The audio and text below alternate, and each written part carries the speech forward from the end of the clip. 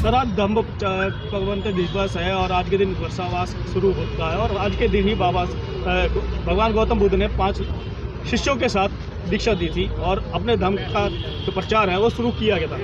क्या लगता है कि आज इस चीज़ की कितनी ज़रूरत महसूस होती है?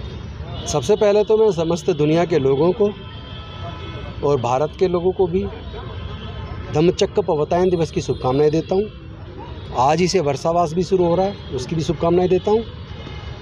रही बात इसका महत्व कितना है, इसका महत्व जिस तरह पूरे दुनिया में नफ़रत बढ़ी है, कट्टरपन बढ़ा है, जिन जिन देशों में नफ़रत बढ़ी है, जिन जिन देशों में कट्टरपन बढ़ा है, वो देश धीरे धीरे तबाह हुए हैं। उनके अंदर मारकाट बहुत भयंकर मात्रा में हुई है। वो देश आर्थिक तौर पर बिल्कुल बर्बाद हो गए हैं। मुझे लगता है उन देशों से उनके कट्टरपन की वजह से जो बर्बाद हुए हैं उससे सीख लेने का समय है। और ये जो लोग जो सीख नहीं लेते उसी रास्ते पर चलते हैं, वो भी बर्बाद हो जाते हैं। जिस रास्ते पर सीरिया चला, सीरिया बर्बाद हुआ। उस रास्ते पर इराक चला, इराक बर्बाद हुआ। उस रास्ते पर अफ़गानिस्तान चला, अफ़गानिस्तान बर्बाद हुआ। उस रास्ते पर पाकिस्तान चला, उसकी भी हालत बहुत ख़राब है। श्रीलंका उस रास्ते पे गया तो आज श्रीलंका की हालत आप देख लीजिए। मुझे इस बात को कहते हुए बड़ा दुख हो रहा है कि हमारे देश में जिनकी आज केंद्र में सत्ता है वो भी कट्टरपन को बढ़ावा दे रहे हैं और एक ऐसा माहौल बना दिया जहां कोई भी व्यक्ति स्वतंत्रता पूर्वक अपनी बात नहीं कह सकता। जो बात अब से 600 साल से भी पहले संत कबीरदास जी ने कह दी, वो बात शायद आज कोई कहने की हिम्मत नहीं कर सकता। आज अगर कह देगा तो उस पर हमला हो जाएगा या उस पर केस बना के जेल में डाल देंगे। लोगों की भाषण और अभिव्यक्ति की आज़ादी को छीन लिया गया है। तो ये जो लोग ऐसा कर रहे हैं वो बेशक खुश हो रहे हों, लेकिन मैं इतना दावे के साथ कह सकता हूँ, बड़े विश्वास के साथ, अनुभव के साथ कह सकता हूँ कि ये मार्ग सबके लिए कल्याणकारी मार्ग नहीं है। ये कट्टरपन का मार्ग देश के लिए बेहद ख़तरनाक है। देश धीरे धीरे उसी दिशा में जा रहा है और अगर इसी तरह कट्टरपन बढ़ता रहा तो भारत की स्थिति भी आने वाले समय में बहुत बुरी होने वाली है। इसीलिए आज का दिन ये संदेश देता है कि जिस तरह तथागत बुद्ध ने ज्ञान की प्राप्ति करने के बाद आज के दिन ही पहली बार पंचवर्गीय भिक्षुओं को ज्ञान दिया, अपना धम्मोपदेश दिया और उस उपदेश के बाद पूरी दुनिया ने धीरे धीरे उस उपदेश को समझा, बुद्ध के धम्म को समझा और पूरी दुनिया तेज़ी से बुद्ध के धम्म को अपना रही है।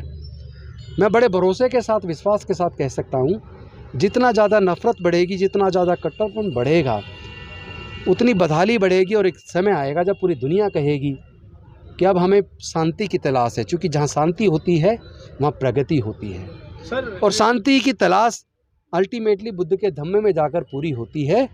इसलिए मैं विश्वास के साथ कह रहा हूँ, बुद्ध का धम्म जो किसी पर दबाव नहीं डालता, जो लोगों को बांटने की बात नहीं करता, जो लोगों में जहर पैदा नहीं करता, जो लोगों में नफ़रत पैदा नहीं करता, जो शांति और खुशहाली की, प्रगति की बात करता है, जो सबको समान दृष्टि से देखता है, जो सबके कल्याण की बात करता है, आने वाले समय में पूरे दुनिया के अंदर बुद्ध का धम्म बहुत तेज़ी से बढ़ेगा और बढ़ रहा है।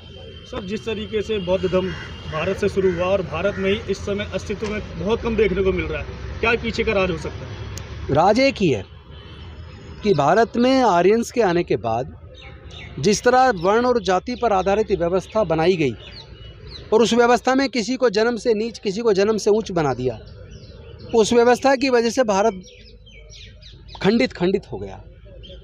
भारत में चंद लोगों को पढ़ने का अधिकार था, चंद लोगों को व्यापार का अधिकार था, चंद लोगों को शस्त्र धारण करने का अधिकार था। बाकी मेजॉरिटी को तो मानवता का दर्जा ही नहीं था, ना पढ़ने का अधिकार, ना संपत्ति का अधिकार, ना व्यापार का अधिकार। इसी वजह से भारत में 90% से ज़्यादा लोग गरीब हैं और गुलामी की तरफ बढ़ रहे हैं। उनकी नौकरियां जा रही हैं, बेरोज़गारी बढ़ रही है, महंगाई बढ़ रही है, देश का सारा धन चंद परिवारों के हाथ में जा रहा है और 10% लोगों के पास देश का 90% संसाधन और धन संपत्ति है और 10% 90% लोगों के पास देश की केवल 10% धन संपत्ति और संसाधन है। ये जो डिस्पैरिटी है ये देश को बांट रही है। बहुत तेज़ी से अंदर एक वर्ग क्लास बनती जा रही है जो आने वाले समय में बहुत खतरनाक होगा जिस तरह सरकारों ने महंगी शिक्षा करके देश के गरीबों से, मज़दूरों से, किसानों से शिक्षा को छीन लिया है, फिर से ठेकेदारी प्रथा लाकर सरकारी संस्थानों को प्राइवेटाइज करके हमारे लोगों के आगे बढ़ने के रास्ते बंद किए हैं। इसमें अगर कोई बचा सकता तो एक ही तरीका है, इस देश का दलित, पिछड़ा, आदिवासी और गरीब मजदूर, किसान, वो सब लोग एकजुट हो जाएं और भारत का संविधान ही उन्हें बचा सकता है। बाकी तो मनुस्मृति तो फिर से वापस आकर सबके अधिकारों को छीनने का काम करने वाली है। तो हमें अगर उससे बचना है तो बाबा साहेब के बनाए संविधान को बचाने की तरफ काम करें और बुद्ध के धम्म में जाकर पूरे देश में शांति और मानवता का राज कायम हो, यही हम कामना करते हैं। जिस प्रकार अशोक के समय पर सोने की चिड़िया भारत को कहा जाता, उस समय पर बौद्ध धर्म ही भारत का मेन धर्म था, मगर उसके बाद ऐसा क्या हुआ कि वो पतन की ओर आ गया और आज भी लोग बाग हिंदू कहलाने में ज़्यादा पसंद। जब तथागत बुद्ध ने अपने संग में सभी लोगों को, मजदूर है, किसान है, स्त्री है, पुरुष है, दलित है, आदिवासी, कोई भी है, सबको अपने संग में शामिल किया, सबको ज्ञान दिया, सबके कल्याण का मार्ग बनाया, उससे वो ताकतें परेशान हो गई जो लोगों को वर्ण और जाति में बांटती थी, जो देश के सारे संसाधनों पर अपना कब्जा बनाए रखना चाहती थी। उन लोगों ने मौर्य वंश के अंतिम सम्राट राजा बृहद्रथ की छल कपट से अब से लगभग 2400 साल पहले हत्या की और हत्या करके पूरे देश से बौद्ध साहित्य जलाया, पूरे देश में व्याप्त 84,000 बौद्ध मठों को तोड़ा, बौद्ध भिक्षुओं की हत्या कराई और फिर से जाति और वर्ण पे आधारित व्यवस्था को दोबारा से कायम किया, जिसकी वजह से जो भारत सोने की चिड़िया था उसका वो गौरव हमारे हाथ से चला गया और फिर से भारत खंडित हो गया। तो मैं तो भारत के सभी लोगों से, दलित, पिछड़े, आदिवासी, मजदूर, किसान, यह सब लोग जो मानवता पसंद है, उनसे ये आह्वान करना चाहता हूँ कि आप लोग अगर शांति और विकास चाहते हैं तो इंसानियत को ही सबसे बड़ा धर्म मानिए।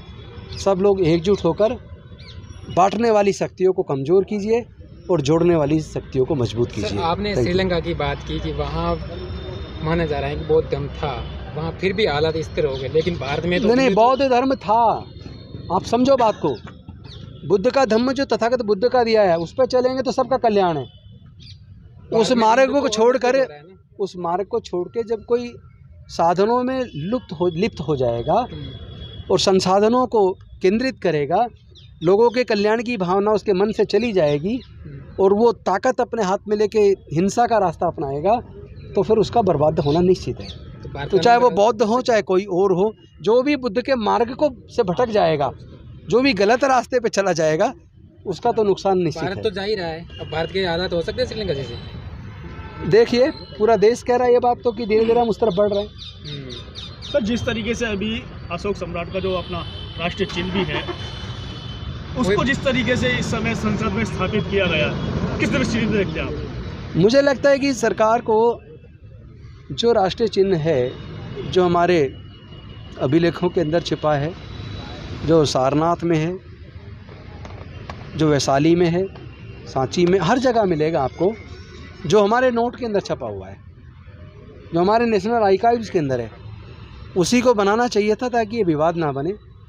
लेकिन मुझे लगता है कि उनकी सोच अपनी जगह है, आप लोग उस पर ज़्यादा मुद्दा ना बनाएं। उन्होंने उसको दहाड़ता हुआ शेर बना दिया। दहाड़ तो ठीक है, पर दहाड़ किसकी तरफ? जो लोग देश की ज़मीन को कब्जा रही है, चाइना जैसे देश, तो वो दहाड़ दिखनी चाहिए, वो नहीं दिख रही है। केवल अपने राष्ट्रीय चिन्ह में दहाड़ का चिन्ह बनाने से काम नहीं चलेगा। हमारी देश की भूमि की तरफ जो आंखें गड़ी हैं, उनकी तरफ हमें दहाड़ बनानी पड़ेगी। मुझे लगता है यही एक मार्ग है। Thank you. सही मानते हैं या गलत? इतना और बता दें। नहीं, मैं तो बता चुका, और कैसे इसका विस्तार पूर्वक कितना